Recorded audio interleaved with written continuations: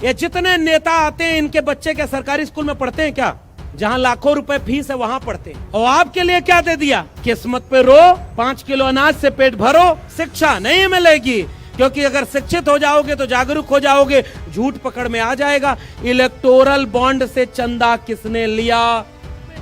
अगर पूंजीपति के हाथ में फसल भी चली गई, पूंजीपति के हाथ में खेत भी चला गया, पूंजीपति के हाथ में शिक्षा भी चली गई, पूंजीपति के हाथ में स्कूल भी चला गया, तो आपके बच्चे न शिक्षित हुए, न उनको रोजगार मिला, तो बताइए उनकी कंपनियां गांव-गांव खुलेंगी और आपकी आने वाली कई पीढ़ी उनकी कंपनियों में मजदूर बनेगी। और फिर भूल जाइए कि बाबा साहब के जय भीम को भी कोई बोलेगा या ओबीसी के नाम पर भी कोई एकजुट हो पाएगा। पिता मजदूरी करते रहे, दादा मजदूरी करते रहे, धरती का सीना चीर करके किसान, कामगार, कमेरा लोग अन्न पैदा करते रहे कि लोगों का पेट भरे। और आज उन्हीं के लोग गुलाम बन गए, किसी कंपनी में जाके मजदूरी कर रहे। क्या आपके बच्चे भी मजदूरी करेंगे? और अगर आपके पास पैसा है तो आपके बच्चे अच्छे स्कूल में पढ़ेंगे। और आज इस देश में सबसे ज्यादा भीड़ अगर कहीं है तो अस्पतालों में है। गलत कह रहा हूं कि सही? अस्पतालों में भीड़ किसकी? हमारी। 90% गरीब SC ST OBC कहां है? हॉस्पिटल के सामने लाइन लगाए। और जो अमीर हैं वो दिल्ली से लेकर के विदेश तक अपना इलाज करा सकते हैं। आप में से कितने लोग हैं जो नागपुर गए हैं? जरा एक सर्वे करना चाहता हूं। कितने लोग यहां बैठे हैं जो नागपुर गए हैं? अब बताइए। मैं ये नहीं पूछा कि दिल्ली कितने गए। अब मंच के लोगों के सामने एक बात, क्योंकि आप देख रहे हो ये हमारा भारत है, इतनी उम्र हो गई कोई नागपुर नहीं जा पाया, तो सरकार जिस दिल्ली से चलती है वहां आपके लोग कैसे पहुंचेंगे? ये सवाल मैं आपको छोड़ करके जा रहा हूं। रात में एक पत्रकार विदेश से आया, तो आधी रात को डॉक्टर अंबेडकर जाग रहे थे। पत्रकार बोला कि डॉक्टर अंबेडकर आप सोए नहीं। डॉक्टर अंबेडकर ने कहा मेरा समाज सो रहा है इसलिए मैं जाग रहा हूं, ताकि मेरा समाज जाग सके, इसलिए मैं इतना जोखिम उठा रहा हूं। पिता मजदूरी करते रहे, दादा मजदूरी करते रहे, धरती का सीना चीर करके किसान, कामगार, कमेरा लोग अन्न पैदा करते रहे कि लोगों का पेट भरे। और आज उन्हीं के लोग गुलाम बन गए, किसी कंपनी में जाके मजदूरी कर रहे। क्या आपके बच्चे भी मजदूरी करेंगे? और अगर आपके पास पैसा है तो आपके बच्चे अच्छे स्कूल में पढ़ेंगे। ये जितने नेता आते हैं इनके बच्चे क्या सरकारी स्कूल में पढ़ते हैं क्या? जोर से बोलिए। नेता पढ़ते हैं सरकारी स्कूल में, जहां लाखों रुपए फीस है वहां पढ़ते हैं। और आपके लिए क्या दे दिया? किस्मत पे रो, 5 किलो अनाज से पेट भरो, शिक्षा नहीं मिलेगी। क्योंकि अगर शिक्षित हो जाओगे तो जागरूक हो जाओगे, झूठ पकड़ में आ जाएगा। इलेक्टोरल बॉन्ड से चंदा किसने लिया? सवाल पूछेंगे। जो लूटा वो कौन? जो झूठ बोला वो कौन? हमारे बच्चों का भविष्य कहां बचा है? इसलिए संविधान को बदलने की बात कौन किया? पता है कि नहीं कौन किया? एक अकेला सब पर भारी। इसलिए मैं आपसे निवेदन करने आया हूं, इस प्रबोधन कार्यक्रम का मकसद क्या है? चेतना मिले। ओबीसी आज लड़ाई लड़ रहा है। मंडल कमीशन ने कहा 52% आबादी है। मंडल कमीशन कहा कि 52% आबादी को 52% आरक्षण मिलना चाहिए। और जब आरक्षण नहीं मिला तो 27% दिया। आज पूरा देश का ओबीसी जाति जनगणना की मांग कर रहा है कि गिन तो बताओ, गिनती तो करो कि हमारी आबादी कितनी है। और देश के प्रधानमंत्री वो कहते हैं कि मैं भी ओबीसी हूं। तो ओबीसी की मांग सबसे बड़ी क्या है? जो लोग अभी नारा लगा रहे थे जय ओबीसी, जोर से बताइए आपकी सबसे बड़ी मांग क्या है? जोर से बोलिए। जाति जनगणना। अगर कोई सच्चा ओबीसी है तो सबसे पहला काम क्या करेगा? जाति जनगणना कराएगा। किसान आंदोलन हुआ इस देश में। मैं पूरे इस इलाके में कई बार आया हूं। यहां के किसान क्या खुशहाल हैं? क्या? जोर से बोलिए। क्या यहां के इस पूरे इलाके के किसान खुश हैं? जितना लागत लगती है उतना उनको मुनाफा मिल जाता है? जोर से बोलिए। और किसी ने वादा किया था कि 2022 दुगुनी कर देंगे, और आंकड़ा क्या पता है? किसानों का कर्जा दुगुना हो गया। मैं ईमानदारी से एक दुख व्यक्त करूं, दिल्ली में जब तक मैं विदर्भ नहीं आया था ना, दिल्ली के अखबारों में विदर्भ की खबरें तब आती थी जब विदर्भ के किसान आत्महत्या कर लेते थे। बताओ ये पीड़ा हमारी है कि नहीं? किसानों ने आत्महत्या की कि नहीं? और किसानों के नाम पर किसने कानून बनाया कि किसानों की जगह जमीन भी गिरवी रख दी जाएगी? वही अंबानी और अडानी के हाथों में। अगर पूंजीपति के हाथ में फसल भी चली गई, पूंजीपति के हाथ में खेत भी चला गया, पूंजीपति के हाथ में शिक्षा भी चली गई, पूंजीपति के हाथ में स्कूल भी चला गया, तो आपके बच्चे न शिक्षित हुए, न उनको रोजगार मिला, तो बताइए उनकी कंपनियां गांव गांव खुलेंगी और आपकी आने वाली कई पीढ़ी उनकी कंपनियों में मजदूर बनेगी। और फिर भूल जाइए कि बाबा साहब के जय भीम को भी कोई बोलेगा या ओबीसी के नाम पर भी कोई एकजुट हो पाएगा? बताइए सही कह रहा हूं गलत कह रहा हूं? अगर आप भी मजदूर बन गए उन उद्योगपतियों की कंपनी में, होंगे क्या? तो किसान, और कितने लोग यहां किसान ऐसे बैठे हैं जो अपने आने वाली पीढ़ी को किसान बनाना चाहते हैं? किसान है कि नहीं आप लोग? क्या अपने बच्चों को किसान बनाना चाहते हैं? कोई नहीं बनाना चाहता, क्योंकि जानता है कि आज का किसान मरने को बेबस कर दिया गया है। मजबूरी में वो खेती और किसानी कर रहा है। आज अगर कोई देश चला रहा है तो मुट्ठी भर लोग देश चला रहे हैं, मुट्ठी भर लोग शिक्षा में हैं, मुट्ठी भर लोग ब्यूरोक्रेसी में हैं, मुट्ठी भर लोग उद्योगपति हैं, और जो 90% है शेड्यूल कास्ट, शेड्यूल ट्राइब और अदर बैकवर्ड क्लास, वो कहां है? मैं आपसे पूछना चाहता हूं गोंड पिपरी के लोगों, जिसकी आबादी इस देश में 90%, वो कहां है? क्या 90% स्कूल में वो है क्या? क्या इस देश की सरकारी नौकरियों में 90% SC ST OBC हैं क्या? क्या इस देश में ब्यूरोक्रेसी में DM और SP SC ST OBC हैं क्या? सुप्रीम कोर्ट में बैठे जज SC ST OBC हैं क्या? जो इस देश के पूंजीपति हैं बड़े बड़े, जिनके बेटे बेटी की शादी 3 महीने होती है, उनमें SC ST OBC हैं क्या? तो भैया हो कहां आप? मैं तो ये सवाल पूछ रहा हूं, कहां हो आप? कर्मकांड में हो, अंधविश्वास में हो।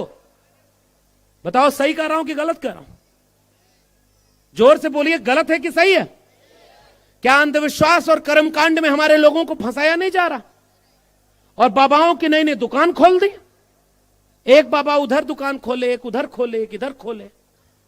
टीवी पर बैठ कर तो कहता है कि हम ये कर देते हैं, हम वो कर देते हैं। अस्पताल में बैठ के कोई दवाई क्यों नहीं देता? मैं एक दिन देख रहा था, एक बाबा बाहर यहां बैठा था, और हर धर्म में ऐसे पाखंड है।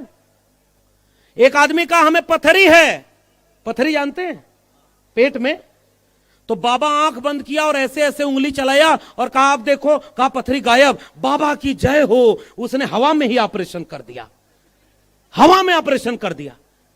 मैं चाहता हूं उस बाबा को हर सरकारी अस्पताल में बैठा दो, 10 से 5 इन गरीबों का भी इलाज कर दे, ताकि इनके जेब में पैसा है कि नहीं, इससे इनके बच्चे भी मर न जाएं, इनके घर कोई बीमार न रह जाए। बताओ इससे बढ़िया देश कोई होगा क्या? अरे भाई, हवा में कैंची चला के ऑपरेशन कर दिया। और आज इस देश में सबसे ज्यादा भीड़ अगर कहीं है तो अस्पतालों में है। गलत कह रहा हूं कि सही? अस्पतालों में भीड़ किसकी? हमारी। 90% गरीब SC ST OBC कहां है? हॉस्पिटल के सामने लाइन लगाए हैं। और जो अमीर हैं वो दिल्ली से लेकर के विदेश तक अपना इलाज करा सकते हैं। आप में से कितने लोग हैं जो नागपुर गए हैं? जरा एक सर्वे करना चाहता हूं, कितने लोग यहां बैठे हैं जो नागपुर गए हैं? आप बताइए। मैं ये नहीं पूछा कि दिल्ली कितने गए हैं। अब मंच के लोगों के सामने एक बात, क्योंकि आप देख रहे हो ये हमारा भारत है, इतनी उम्र हो गई कोई नागपुर नहीं जा पाया, तो सरकार जिस दिल्ली से चलती है वहां आपके लोग कैसे पहुंचेंगे? ये सवाल मैं आपको छोड़ करके जा रहा हूं। क्योंकि जानते हैं क्यों नागपुर आप नहीं जा पाए? क्योंकि आपको इतना गरीब और कमजोर बना दिया गया है कि यहीं रहो, मेहनत मजदूरी करो और अपने बेटा बेटी को कहीं बाहर न पढ़ पाओ, न बाहर की दुनिया से तुम जुड़ पाओ। तुम आदिवासी हो तो जंगल में रहो, तुम दलित हो तो गांव की उस बस्ती में रहो जहां सड़क भी नहीं है, अस्पताल भी नहीं है, पढ़ाई भी नहीं है।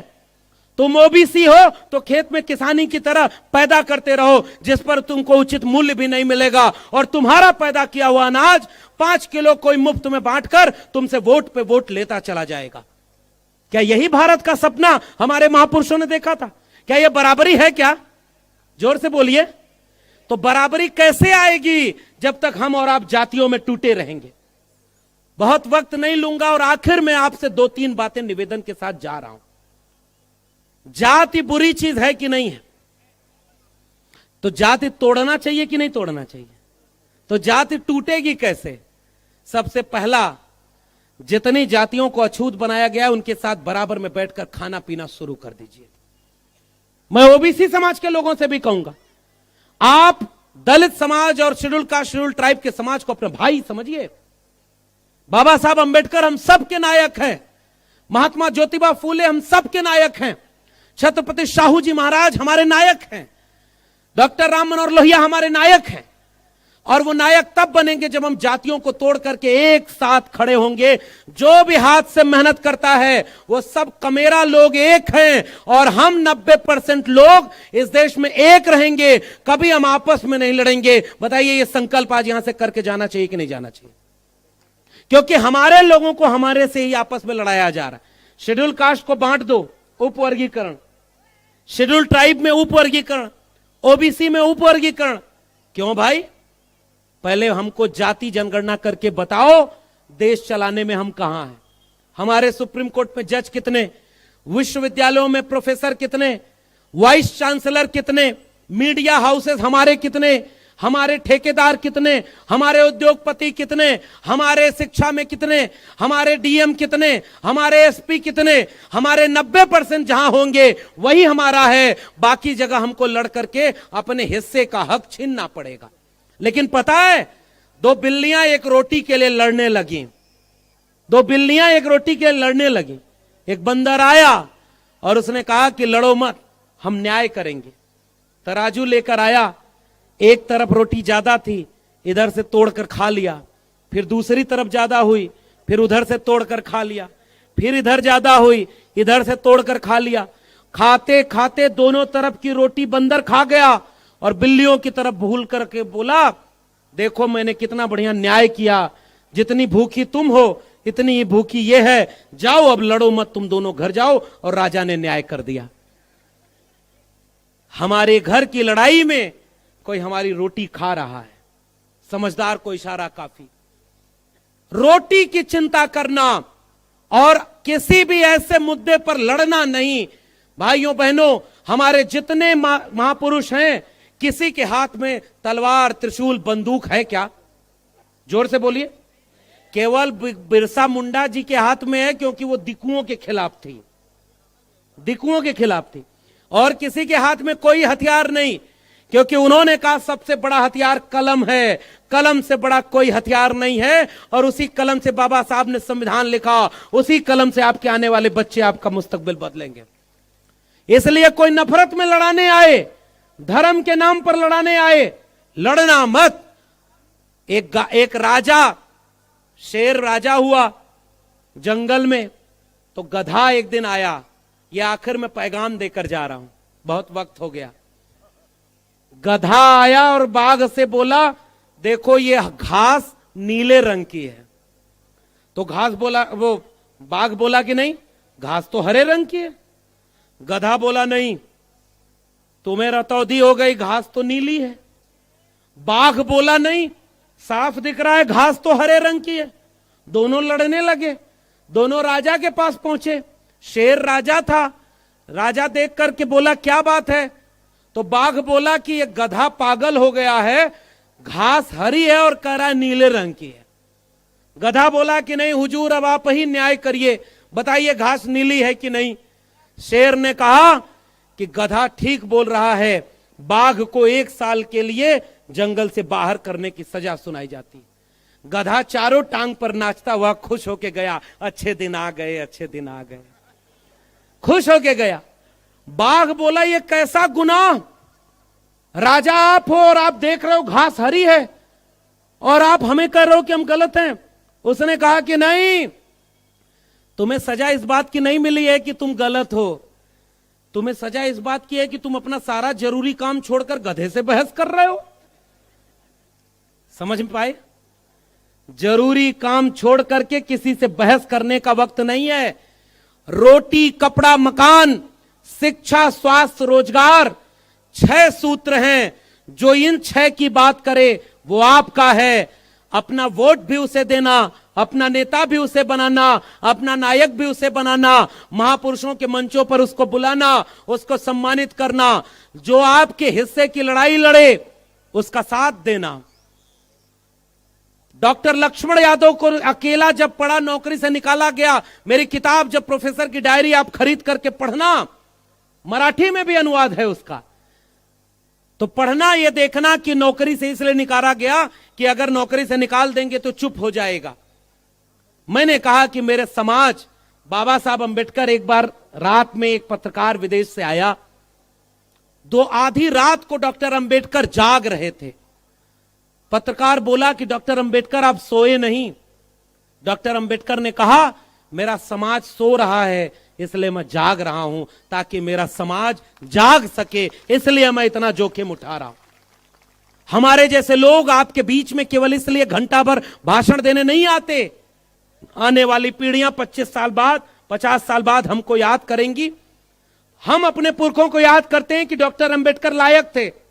50 साल बाद आने वाली पीढ़ी, अगर हम इस देश के संविधान को नहीं बचा पाए, शिक्षा को नहीं बचा पाए, सम्मान को नहीं बचा पाए, तो आने वाली 50 साल बाद की पीढ़ी हमको क्या नालायक नहीं समझेगी? जोर से बोलिए। एक पेड़ था, पेड़ पर आग लग गई, चिड़िया उड़ नहीं रही थी। बाकी लोगों ने कहा कि आग लगी इस वृक्ष को, जलने लागे पात, उड़ते क्यों नहीं पक्षियों जब पंख तुम्हारे पास। कविता समझ में आ रही है ना? आग लगी इस वृक्ष को, देश जल रहा है, कोई संविधान बदलने की बात करता है, कोई एक धर्म का राज बनाने की बात करता है, कोई शिक्षा की बात क्यों नहीं करता, कोई कलम की बात क्यों नहीं करता, कोई सबको रोजगार देने की बात क्यों नहीं करता, और जो बात करता है वो रोजगार देता नहीं। तो हमें तो सवाल पूछना पड़ेगा ना, और सवाल पूछना हमारी जिम्मेदारी है। और सवाल हमने पूछा, उसके लिए जेल जाने को भी तैयार रहिए, क्योंकि यह सवाल हमारी आने वाली पीढ़ियों का है। डॉक्टर अंबेडकर भी किसी नौकरी के मोहताज होते तो आज महानायक बनकर के हम उन्हें याद नहीं कर रहे होते। मैं भी चाहता तो यूनिवर्सिटी में प्रोफेसर रहता, 1.5-2 लाख सैलरी मिलती, लेकिन आज फ्री हूं, बेरोजगार हूं। मैं इसलिए यह काम कर रहा हूं कि महात्मा फूले भी अगर नौकरी करने के लिए अपना जमीर गिरवी रख देते तो आज हमारे नायक, महानायक हमारे महात्मा फूले कभी नहीं बन पाते, क्योंकि उन्होंने हमारे लिए लड़ाई लड़ी, इसलिए हम उनको नायक मानते।